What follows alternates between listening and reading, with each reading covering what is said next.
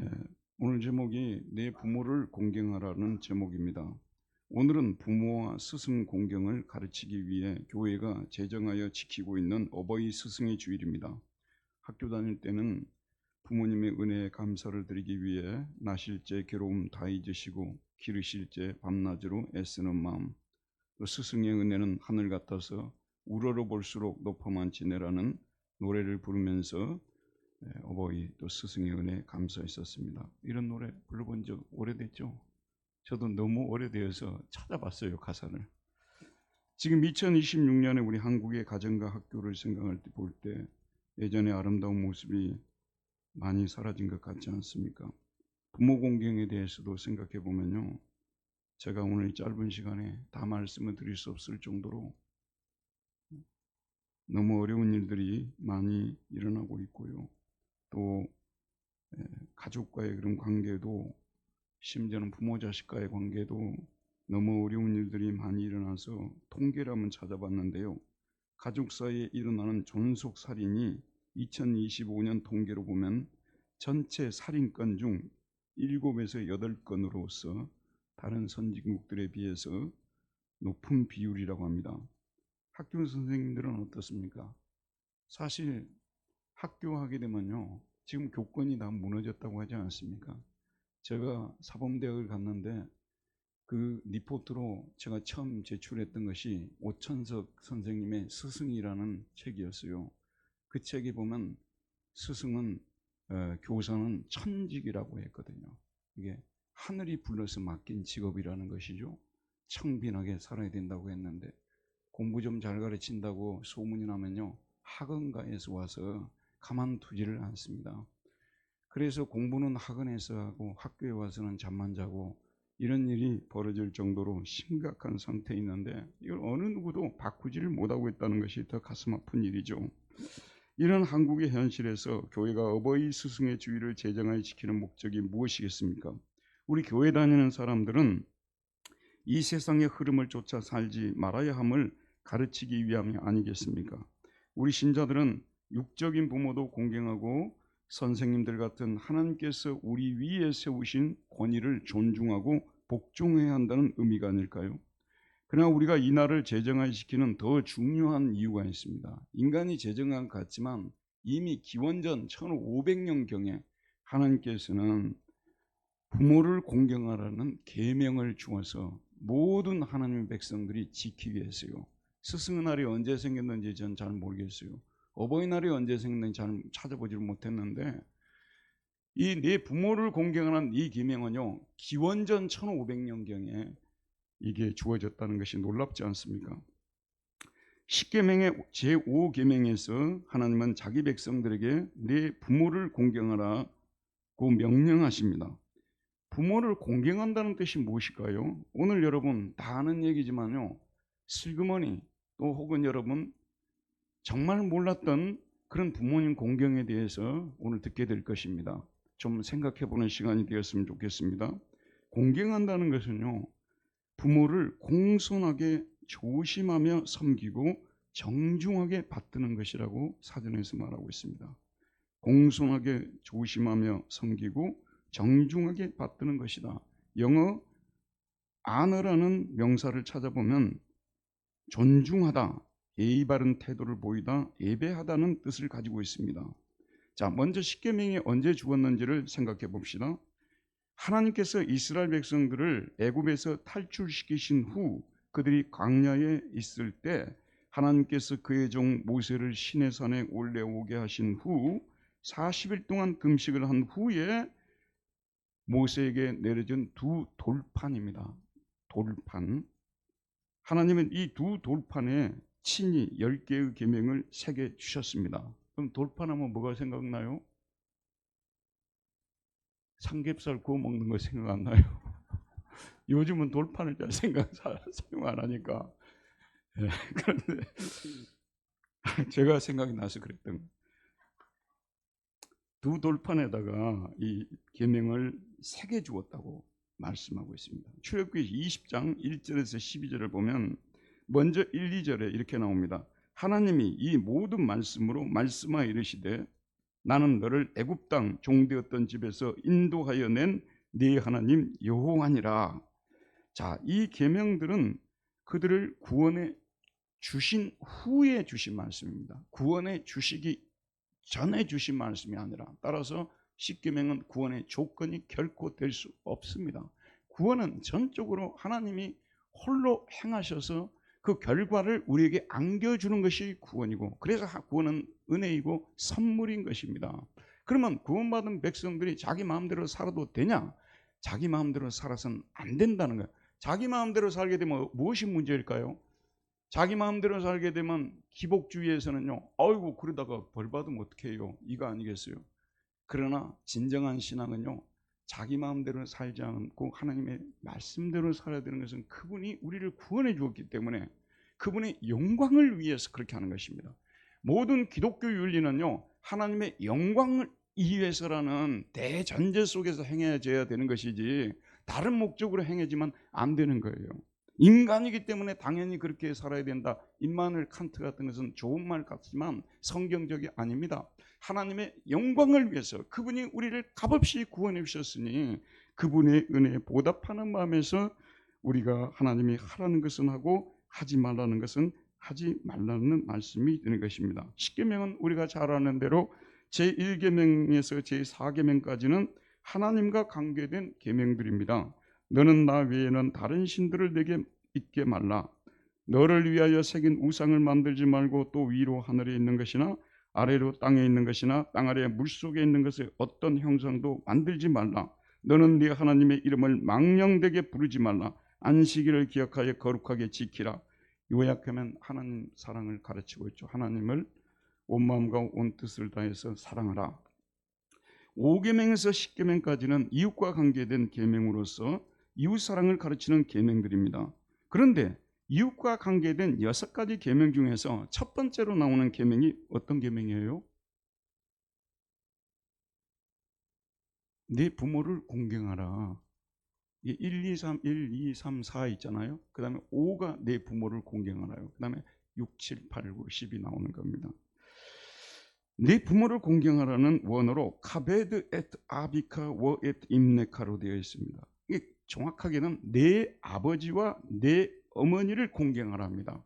우리 부모로서 이렇게 했는데, 부모를 하는데 내 아버지와 내 어머니를 묵상을 하면서 은혜 받았어요. 우리가 실제로 이런 일이 벌어지거든요. 아버지는 공경하고 싶은데 어머니는 아니라고, 어머니는 공경하고 싶은데 아버지는 아니라고, 이런 분들이 너무 많기 때문에 성경은 아버지와 내 아버지와 어머니를 정확하게 이렇게 써놓았습니다. 똑같은 비중으로 공경하라는 말씀입니다. 자, 그런데 여기서 공경하다는 동사는 히브리어로 카바드 동사인데 명령형이 카베드예요. 또는 카베드인데, 자, 놀라운 사실은요, 이 공경하라는 이 말은 하나님을 공경하라, 부모님을 공경하라 두 군데밖에 없어요. 다른 경우는 공경하라는 말이 없습니다. 하나님을 공경하라, 부모님을 공경하라.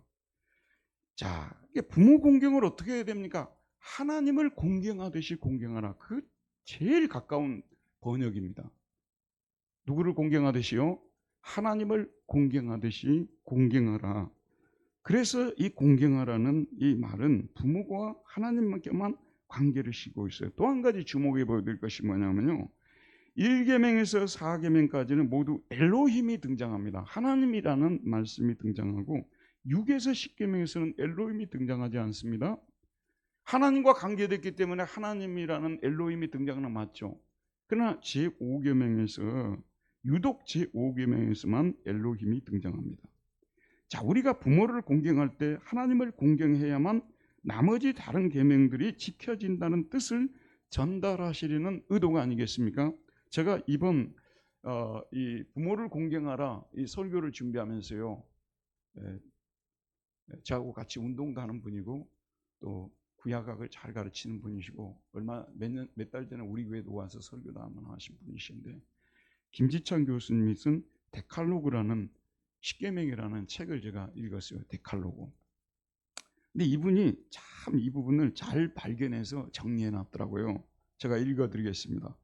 이웃과의 관계를 다루는 계명 가운데 부모를 공경하라는 말씀이 제일 먼저 나오는 것은 부모가 하나님과 이웃을 연결하는 고리이기 때문이다. 정말 좋은 지적이에요. 부모가 하나님과 이웃을 연결하는 고리이기 때문이다. 하나님을 공경하듯 인간 부모를 공경해야 다른 이웃과의 관계도 제대로 이룰 수 있다는 논리가 들어있는 것이다. 하나님을 공경하듯 인간 부모를 공경해야 비로소 이웃의 목숨을 존중해 살인하지 않게 되고 이웃의 아내를 탐해 간음하지 않게 되며 이웃의 것을 도둑질하지 않으며 이웃을 해하려고 거짓 증거하지 않고 이웃의 것을 탐하지 않게 되는 것이다. 이게 연결고리라는 말이 너무 맞는 것 같아요. 이게 여러분 딱 보면 딱 안다는 말을 쓰잖아요. 부모를 어떻게 공경하는가 보면 심지어는 하나님을 어떻게 공경하는가까지 알 수 있어요. 그리고 이 사람의 이웃을 어떻게 대하는지도 부모 공경하면 알 수 있다는 그런 논리를 펼치고 있는 것입니다. 그런데 하나님은 내 부모를 공경하라는 말씀으로 이 계명을 끝내지 않고요, 사족을 붙입니다.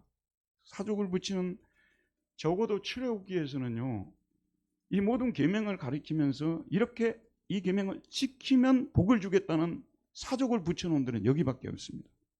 그리하면 네 하나님 여호와가 내게 준 땅에서 내 생명이 길리라. 내가 내 부모를 공경하면 네 하나님 여호와가 내게 준 땅에서 내 생명이 길리라. 주목해 보아야 할 말씀입니다. 여러분, 10가지 계명 중에서 하나님께서 그 계명을 지키면 무슨 복을 주시겠다는 말씀을 하신 적이 없으십니다. 그런데 유독 제5계명인 네 부모를 공경하라, 이 계명에서는 그리하면 네 하나님 여호와가 내게 준 땅에서 내 생명이 길리라는 복을 내리시는 말씀을 덧붙이십니다. 부모를 공경하는 것이 얼마나 중요하면 이런 말씀을 하시겠습니까? 하나님은 부모를 공경하는 자에게 그 부모가 물려준 땅에서 오래오래 살게 하시겠다고 말씀하십니다. 지금 우리의 현실과 연결을 시켜볼게요. 부모도 공경을 하지 않는데 부모의 땅을 물려받을 수 있을까요? 부모를 공경해야 부모의 땅도 물려받습니다. 저는요, 상속법이 어떻게 되었는지 자세히 잘 몰라요. 오늘 가서 제가 또 친애하는 챗GPT님한테 물어보면 자세히 설명해 주겠습니다만 저하고 굉장히 친해요. 늘 친절하고 아무리 말해봐도 갑자기 일본어를 물어보면 대답해주고 또 갑자기 또 프랑스 말을 물어보면 대답해주고 갑자기 이런 일 저런 일 물어봐도 전혀 짜증을 내지 않고 이렇게 말해주는, 저는 처음에 이게 왜 생겼냐 했는데요, 나중에 보니까 저를 위해서 생긴 것 같아요. 너무 고마워요. 근데 제가 듣기로는요, 요즘 상속법이 많이 변했대요. 근데 n분의 1이라는 말이 많이 나오더라고요. 근데 성경적으로 볼 때는 n분이 안 되는 거예요. 부모를 어떻게 공경했느냐에 따라서 차별적으로 이게 주라는 것이 이 성경의 법칙인 것 같아요. 근데 그게 저는 좀 맞는 것 같아요. 아니, 죽을 때까지 부모도 쳐다보지도 않은 자녀에게 n분의 1의 법칙에서 똑같이 재산을 상속한다, 그건 아닌 것 같아요. 이 부분에 또 여러분의 좋은 의견들이 많아서 여기까지 하겠습니다. 모세는 죽기 전에 이스라엘 백성을 모아놓고 마지막 설교를 하는데, 그는 지난 40년 동안 광야에서 있었던 일을 다시 한번 알려주면서 그들에게 하나님께서 그들에게 주신 계명을 반드시 지키라고 명령합니다. 그의 마지막 설교를 모아놓은 책이 바로 율법을 반복한다의 뜻을 가진 신명기입니다. 율법을 반복한다. 신명기 5장 16절에 보면요, 이 부모 공경에 대해서 다시 한번 강조를 하는데 조금의 차이가 있어요. 들어보세요. 너는 네 하나님 여호와께서 명령하신 대로 네 부모를 공경하라. 근데 이 부분이 중요합니다. 네 하나님 여호와께서 명령한 대로예요.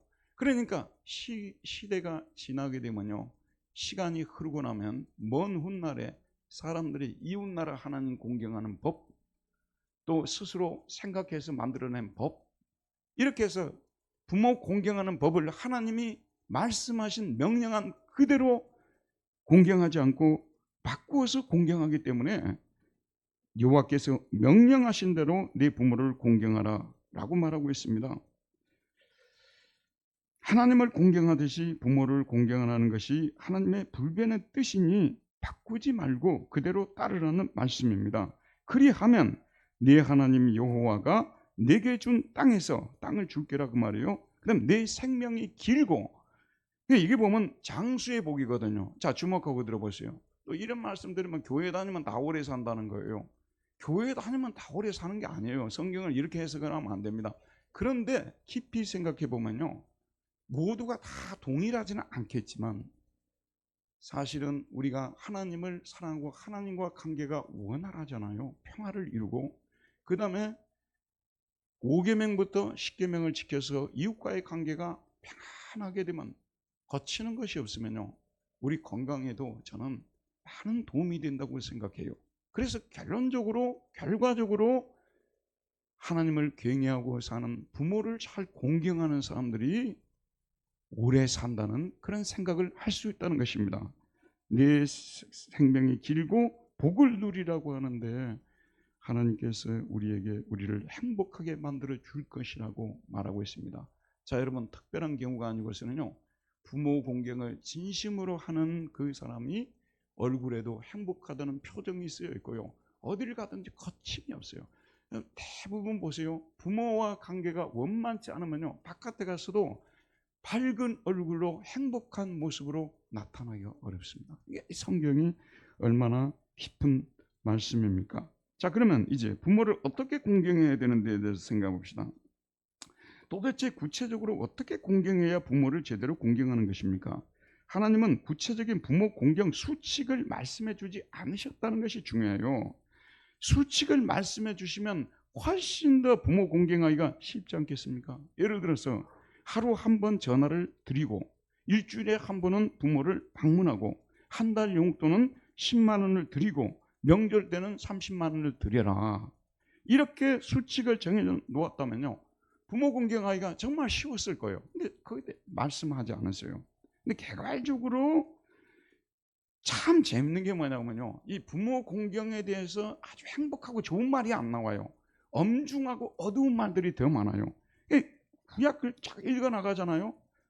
부모 공경 딱 나오게 되면은 안 좋은 사례들이 훨씬 많이 나오고요, 부모 공경을 잘 못할 경우 하나님이 내리시는 벌을 더 많이 언급하고 있어요.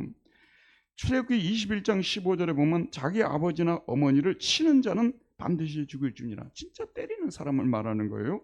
자기 아버지나 어머니를 저주하는 자는 반드시 죽일지니라 라고 말하고 있어요. 또 사람에게 완악하고 패역한 아들이 있어 그의 아버지의 말이나 어머니의 말을 순종하지 아니하고 부모가 징계하여도 순종하지 아니하거든 그의 부모가 그를 끌고 성문에 이르러 그 성읍 장로들에게 나아가서 그 성읍 장로들에게 말하기를 우리의 이 자식은 완악하고 패역하여 우리 말을 듣지 아니하고 방탕하며 술에 잠긴 자라 하면 그 성읍의 모든 사람들이 그를 돌로 쳐 죽일지니 이같이 내가 너희 중에서 악을 지하라. 그리하면 온 이스라엘이 듣고 두려워하리라. 정확하게는 말씀을 드리지 않을게요. 어제 우리 집사람하고 산책하고 돌아오면서 들은 얘기였는데 충격이었어요. 이거 좀 정확히 이야기하면 너무 많은 사람들 시험에 들까 봐요. 정확히 말씀드릴 수 없고, 어떤 가정에서 자기 자식을 패서 죽여가지고 몇 달 동안 집에다 숨겨놓고 있었다는 거예요. 지금 이거는 꼭 사사시대 같은 경우요, 오늘 우리 현실을 완전히 반영하지는 않지만 부분적으로 반영하고 있다고 저는 봐서 정말 너무 슬펐습니다. 부모를 경홀히 여긴 자는 또 저주를 받는다는 말씀이 나옵니다. 경홀히 여긴다는 게 뭔지 아십니까? 히브리어로 공경한다는 것은 카베드인데, 카바드, 무겁다에서 나왔어요. 그런데 경홀히 여긴다는 마클레라는 뜻이 이 단어인데 가볍다는 뜻입니다. 그러니까 경홀히 여긴다는 것은 부모님을 무겁게 여기지 않고 길에 걸어가는 모르는 사람에게 대하듯이 가볍게 대한다는 거예요. 이래서는 안 된다는 것입니다. 만일 그렇게 부모를 경홀히 여기면 저주를 받을 것이라고 말합니다. 신명기 27장 15절에서 26절에는 12가지 저주가 나열이 되어 있어요. 첫 번째 저주는 우상을 만드는 자는 여호와께 가증한 자라고 말합니다. 두 번째 저주는 그의 부모를 경홀히 여기는 자는 저주를 받을 것이라 할 것이요 모든 백성은 아멘 할지니라고 말했어요. 이것도 신기하죠. 부모를 경홀히 여기는 자는 저주를 받을 것이라고 모든 백성이 아멘 옳습니다. 이렇게 하라고 할 정도로 강조를 하고 있다는 것입니다. 근데 구약을 보면 구체적인 지침은 아닐지라도 부모 섬기는 법이 개괄적으로 나옵니다. 첫째, 나이든 부모를 우선적으로 공경하라. 둘째, 노부모에 대한 핍박과 박해를 멈추라. 자기 부모를 치는 자와 저주하는 자는 반드시 죽이라고 말합니다. 부모를 멸시하지 말라고 말합니다. 부모를 조롱하거나 불순종하는 자는 눈이 새들에게 쪼이게 될 것이라고 말합니다. 잠언서 30장 17절에 나옵니다. 부모의 물건을 도둑질하는 것은 죄라고 말합니다. 우리 결혼한 특별히 결혼한 여자분들 집에 가서 뭐 가져오지 말라고 말합니다.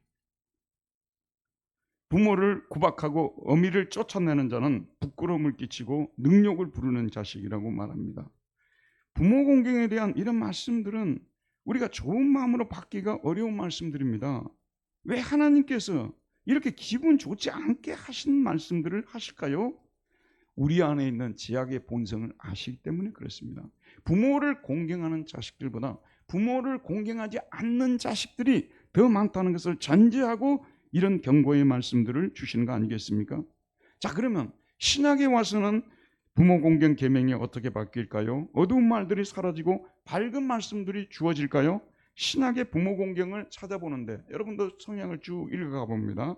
어떤 말씀에 걸리냐 그러면요, 무릇 내게 오는 자가 자기 부모와 처자와 형제와 자매와 더욱이 자기 목숨까지 미워하지 않으면 능히 내 제자가 되지 못하고, 자기 부모와 내 처자와 형제와 자매와 더욱이 자기 목숨까지 미워하지 않으면 능히 내 제자가 되지 못하고, 부모를 미워하라고 말하고 있어요. 그때 예수의 어머니와 동생들이 와서 밖에 서서 사람을 보내어 예수를 부르니 무리가 예수를 둘러앉았다가 여짜오되 보소서 당신의 어머니와 당신들과 동생들과 누이들이 밖에서 찾나이다. 대답하시되 누가 내 어머니며 동생들이냐 하시고 둘러앉은 자들을 보시며 이르시되 내 어머니와 내 동생들을 보라. 누구든지 하나님의 뜻대로 행하는 자가 내 형제요 자매요 어머니라고 말하고 있습니다. 자, 여러분, 예수님이 부모를 미워하라까지 말씀하고 있어요. 이거는 제자의 윤리입니다. 잘 보셔야 돼요.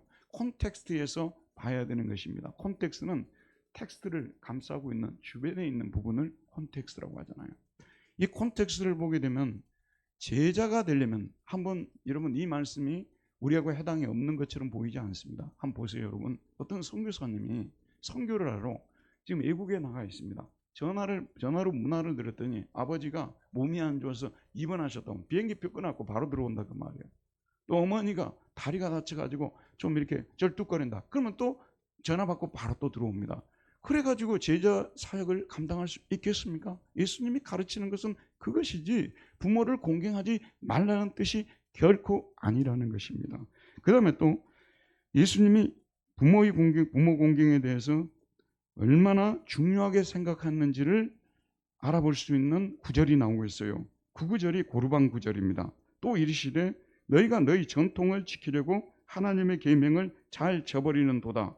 모세는 네 부모를 공경하라 하고 또 아버지나 어머니를 모욕한 자는 죽임을 당하리라 하였거늘 너희는 이르되 사람이 아버지에게나 어머니에게 말하기를 내가 드려 유익하게 할 것이 고르반 곧 하나님께 드림이 되었다고 하기만 하면 그만이라 하고 자기 아버지나 어머니에게 다시 아무것도 하여 드리기를 허락하지 아니하여 너희 전통으로 하나님의 말씀을 폐하며 또 이 같은 일을 많이 행하느니라 하고, 네 부모를 공경하라, 아버지나 어머니를 모욕한 자는 죽이라. 이거는 이미 최후기 때부터 하나님이 계명으로 정해서 조상들이 지금까지 쭉 지켜왔고 예수님도 이 땅에 오셔서 이 계명을 폐할 어떤 의도도 없다는 것을 말씀하고 계시는 거예요. 그럼 이 상황은 어떻게 된 거냐 그러면요, 지금 그 아이에게 돈을 20만 원을 주었어요. 너 이거 교회 가서 헌금하라고 했어요. 근데 부모님에게 선물을 사서 드리는 경우예요. 또 20만 원을 주면서 내 부모님에게 이걸 가지고 선물을 해드리라 그랬는데 안 했어요. 교회에다 그런 거 왜 안 했냐고 물어보니까 교회 헌금한 그 돈 교회 헌금 드렸다고 하고 안 하는 거예요. 그러면 이건 뭐냐 그러면 부모를 공경하기 위해서 공경하지 않기 위해서 깨를 쓰는 거 아니겠습니까? 이렇게 하지 말라고 말이에요. 우리 예수님은 일본말 지금 요즘 배우지 않습니까? 아싸리 하는 걸 좋아해요. 아싸리 그냥 하나님께 드릴 것은 아싸리 드리고, 그 다음에 부모에게 할 것은 아싸리 드리고 그래. 봉투를 2개 갖다 놓고 하나님께 드릴 것은 하나님께 딱 드려버리고, 부모에게 드릴 것은 부모에게 드리고, 이렇게 해야 되는 거지. 부모 섬기는 것 때문에 하나님을 못 섬기고, 하나님을 섬겨야 때문에 부모를 못 섬기다, 이런 얘기 하지 말라고 말. 예수님은 여러분 율법을 폐하려 온 것이 아니라 완성케 하기 위해서 오셨다고 말씀하고 계시기 때문에 네 부모를 공경하라는 이 계명이 예수님이 오셨다고 해서 폐지된 것이 아니라는 말씀이 되는 것입니다. 이거 구원의 조건은 될 수 없지만 구원받은 자녀들은 늘 이 계명에 따라서 살아야 된다는 말씀이죠. 그 다음에 여러분, 우리 예수님께서 부모를 공경을 얼마나 강조했는데 본인 자신은 친히 실천하지 않았다면 무슨 소용이 있겠어요? 우리 예수님께서는 십자가에 못 박혀 돌아가시기 전에, 숨이 끊어지시기 전에 사도 요한에게 말합니다. 예수께서 자기의 어머니와 마리아를 말하죠. 자기의 어머니와 사랑하시는 제자 사도 요한이 곁에 서 있는 것을 보시고 자기 어머니께 말씀하시되 여자여 보소서 아들이니이다 하시고, 그 제자에게 이르시되 보라 내 어머니라 하신데, 그때부터 그 제자가 자기 집에 모시니라. 어머니를 두고 예수님은 이제 하늘로 올라가십니다. 이 지상에 머물러야 될 어머니를 누구에게 맡길까? 가장 사랑하는 자에게 맡기지 않겠습니까? 그래서 사도 요한에게 오늘부터 우리 어머니는 네 어머니니까, 내 어머니가 네 어머니니까 네가 잘 모셔라. 지금도 뭐 터키라든지 그 방문하시는 분들, 그 예수님의 어머니가 사셨던 곳을 방문하고 그러지 않습니까? 사도 바울도 부모 공경에 대해서 여전히 똑같이 가르칩니다. 오늘 에베소서 6장 1절에서 4절 말씀이 대표적인 본문입니다. 자녀들아 주 안에서 너희 부모에게 순종하라. 이것이 옳으니라. 옳다고 번역했는데요, 의롭다고 번역해야 돼요. 디카이오는 의롭다고 번역해야 됩니다. 이것이 의롭다는 거예요. 아버지와 네 아버지와 어머니를 공경하라. 이것은 약속이 있는 첫 계명이니 이로써 네가 잘되고 땅에서 장수하니라. 이 계명을 지키게 되면 반드시 하나님이 이 땅에서 네가 잘되고 땅에서 장수하게 하시겠다고. 여러분 바울서 읽어보게 되면요, 바울이 그냥 쉽게 복을 얘기하고 그런 사람이 아니에요. 그런데 바울이 특별히 이 계명을 가르칠 때는 이로써 내가 잘되고, 약속 있는 첫 계명이니 이로써 내가 잘되고 땅에서 장수하리라 라고 말하고 있습니다. 그는 신명기에서 말한 모세의 말을 그대로 인용하고 있습니다. 부모에게 순종하라고 말합니다. 또한 공경하라고 말합니다. 그리고 이것은 축복의 약속이 보장되어 있는 첫 계명이라고 말합니다. 중요한 계명이라 그 말이에요. 만약 우리가 그리스도인으로서 이 계명을 잘 지킨다면 이 땅에서 하는 일들에서 복을 받을 것이고 장수하게 될 것이라고 말합니다. 하나님을 경외하듯이 부모를 공경하면 이웃에게 해나 악을 끼치는 사람이 되지 않을 것이니 힘든 일에 말려들여 고통을 당하지 않게 될 것이고 그러니 수명도 길어질 것이라는 말씀입니다. 바울은 놀랍게도 6장 4절이 또 중요해요. 또 아비들아 너희 자녀를 노엽게 하지 말고 오직 주의 교훈과 훈계로 양육하라. 부모가 부모답게 행동해야 자식들로부터 공경을 받을 것이라는 말씀도 덧붙이고 있습니다. 부모가 자식에게 잘해야 자식도 부모에게 잘합니다. 부모가 하나님을 경외하고 이웃과 가족에게 잘할 때 자식들도 부모를 공경하는 게 되는 것이니 부모된 우리들은 이 말씀을 명심해야 됩니다. 자, 이제 마지막으로 마치면서 종교개혁자 루터가 말하는 부모 공경을 살펴보겠습니다. 종교개혁은 교회를 개혁하기 위해 일어난 운동입니다. 하지만 종교개혁자들은 교회가 개혁이 되면 그 개혁의 물결이 교회 안에만 고여있는 것이 아니라 밖으로 나가서 가정을 개혁을 시키고 사회도 개혁을 시킨다고 주장했던 것이고요. 실제 역사적으로 검증이 되었습니다. 마틴 루터가 이 종교개혁을 일으켰던 비텐베르크는요, 유럽에서 제일 좋은 대학이 되었어요. 하숙방을, 학생들이 너무 많이 와서 하숙방을 구하지 못할 정도가 되었고요. 요한 칼빈이 사역하던 스위스의 제네바 역시 같았고요. 또 중요한 한 가지가 있어요. 여러분 혹시 스코틀랜드라는 나라를 기억하고 계십니까? 북한 선교가 시작이 된 거, 언더우드보다도 훨씬 더 앞서서 북한 선교를 시작했던 사람이 존 로스 구이할 때가 할 때 늘 로스 하잖아요. 존 노스 선교사님이십니다. 근데 그분이 스코틀랜드 사람. 그 사람이 없었다면요, 북한이 복음화되지 않았어요. 존 노스. 그런데 이 스코틀랜드라는 나라는요, 그야말로 카톨릭 나라였어요. 그리고 영국한테 항상 전쟁하면 지는 나라고요. 그런 나라였어요. 영국한테 내 기가 죽어 사는 나라였어요. 존 낙스라는 사람이 제네바에 와가지고 종교개혁이 무엇인지를 배우고 스코틀랜드로 가서 스코틀랜드를 개혁을 시키는데, 우리나라는 이제부터 장로교 나라다 이렇게 완전히 바꿔버렸습니다. 그래서 카톨릭 모든 잔재들을 다 소거해버리고요, 소위 말해서 종교개혁자들의 신학으로 교회를 만들어갔어요. 근데 잘 들어보세요. 어떤 일이 난 줄 아십니까? 다른 무엇보다도 고등학교들 있잖아요. 고등학교들의 명문고들이 얼마 안 되는 시기에 명문고가 막 생기는데, 그 유명한 에딘버러, 에버딘, 이런 글래스고 들어보셨죠? 그런데 지금까지도 유명한 대학들이 그때 생긴 거예요. 그래서 그 유명한 글래스고 대학을 가기 위해서, 에버딘 대학을 가기 위해서, 그 다음에 또 에딘버러 대학을 가기 위해서 유럽에 공부 잘하는 애들이 글로 몰아더라고요. 스코틀랜드가 교육의 나라가 되어버린 거예요. 여러분, 이게 어떻게 해서 일어났냐면 종교개혁이 일어났기 때문에, 교회가 제대로 개혁이 되게 되면 교육개혁도 일어날 수밖에 없는 거예요. 자, 이제는 부모 공경하는 것도 개혁이 되게 되었습니다. 로마 천주교에서는요, 좀 쓰는 얘기로 영적으로 우수한 사람은요, 일찍부터 수도원으로 데려가 버렸어요. 가정을 무시했어요. 네 부모를 공경하라, 이 계명은요 중요하지도 않은 거예요. 그런데 종교개혁은 다시 우리가 십계명으로 돌아가서 그 계명을 충실하게 실천해야 된다고 말하고요, 네 부모를 공경하라는 이 계명을 엄청나게 강조했습니다. 그래서 루터가 대요리 문답서 1529년에 부모 공경에 대한 상세한 지침을 주고 있는데, 지금 신학과 구약에서도 언급되지 않은 그런 내용을 언급하고 있어서 제가 읽으면서도 감탄을 했습니다. 정말 내가 이렇게 배웠어야 했는데 그런 말들을 다 써놓고 있어요. 여러분 좀 주목하고 들어보세요. 이제 5분 안에 설교 다 끝납니다. 하나님께서는 부모라는 직분에 다른 모든 지위보다 으뜸가는 특별한 영예를 주셨다는 거예요. 특별한 영예를 주셨다는 겁니다. 부모를 단순히 사랑할 뿐만 아니라 역시 공경할 것을 하나님께서 우리에게 명령하신 것입니다. 형제와 자매와 모든 이웃들에 대해서는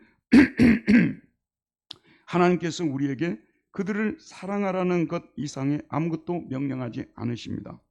이와 같이 하나님께서는 아버지와 어머니를 지상에 있는 다른 모든 사람들보다 높이 구별하셔서 하나님 자신 다음에 두십니다. 왜냐하면 공경하는 것은 사랑하는 것보다 훨씬 더 크기 때문입니다. 공경에는 사랑이 포함되어 있지만, 말하자면 그 가운데 숨겨져 있는 위험에 대한 복종, 겸손, 온순 등이 포함되어 있습니다. 공경하라는 것은 정답고 공손하게 말씀드릴 것을 요구할 뿐만 아니라 무엇보다도 마음과 몸의 행동으로 부모를 매우 존경하고, 또한 그들을 하나님 다음으로 제일 높은 자리에 있게 할 것을 요구합니다. 이 말을 들으면요, 꼭 조선시대의 그 어떤 학자가 유교의 그 정신으로 다스려졌던 조선시대에 듣던 얘기 거의 비슷하죠. 왜 이런 말이 나온 줄 아십니까, 여러분? 르네상스는 휴머니즘 아닙니까? 인간의 그 자유를 너무나 이렇게 격상을 시켜 놓으니까 16세기에 들어왔거든요. 곳곳에서 데모가 일어나는 거예요. 여러분 대자보 알죠? 예전에 대학에 가면 대자보가 붙어 있었어요. 95개조 논제가 뭔 줄 아세요? 대자보입니다. 당시에 미술학교 같은 데는요, 그 선생님 물러가라고 써놓은 대자보들이 막 붙어 있고요. 그때부터 대자보가 시작이 된 거예요. 그런 시대에 부모의 권위가 이제는 뚝뚝 떨어지는 겁니다. 이런 시대에 이런 말을 쓰고 있어요. 그러니까 비판하는 사람들한테는요, 너무 보수적이고 중세의 인물이고 이런 식으로 비판합니다만은, 저는 그 시대에 이런 말을 썼다는 것이 대단한 용기라고 생각해요. 그리고 진짜 부모 공경하는 이 계명이 무너진 사회가 제대로 된 사회가 되겠습니까? 그는 자녀들이 부모를 어떻게 공경할지에 대해서도 다음과 같이 말합니다. 그러므로 젊은이들은 부모를 하나님의 대리자로 여겨 존경할 것과 또한 부모가 아무리 비천하고 가난하고 무력하고 계획스럽다 할지라도 기분 나쁘면 뚜껑이 열려서 집안을 뒤집어버리는 부모라도 그 말이에요. 그들은 하나님께서 허락해 주신 자신들의 아버지와 어머니이심을 잊지 않도록 가르침을 받아야 합니다. 부모는 자신의 생활 태도나 결점으로 인하여 부모의 명예를 빼앗겨서는 안 된다. 그 자리가 어떤 자리인데 부모가 함부로 행동을 해가지고 그 부모의 영예를 빼앗기면 되겠냐 그 말이에요. 그러므로 우리는 부모가 어떠하든지 간에 그들의 인품을 생각해서는 안 되며, 즉 인품을 생각해서 왈가왈부할 것이 아니라 오히려 그들을 창조해 주시고 우리의 부모로 임명해 주신 하나님의 뜻을 생각해야 합니다. 그는 실로 우리는 하나님 보시기에 다 동등한 자들입니다. 그러나 우리 가운데는 부모와 자녀라는 것의 관계와 같은 불균등한 면과 특이한 차이점이 있어요. 나머지는 다 동등하다는 거예요. 그러나 부모는 불균등한 특별한 차이점이 있는 분이라는 겁니다. 그러므로 하나님께서는 당신에게 자신의 아버지로서 조심스럽게 존경하고 또 자신의 권위를 인정하라고 명령하십니다. 루터는 계속해서 어느 사용에 있어서도 부모에게 정중히 행하고 무례하고 비판적이고 도도하게 말하지 말라고 말합니다.